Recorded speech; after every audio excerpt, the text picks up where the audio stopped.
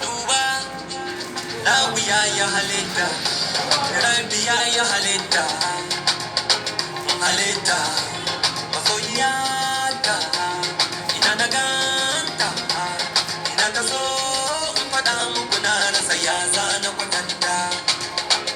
Halitta, Allah ya halitta.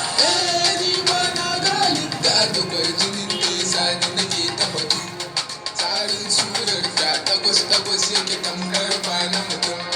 Na je ta wajenta ina ta san ba a tuna ta kaji batu.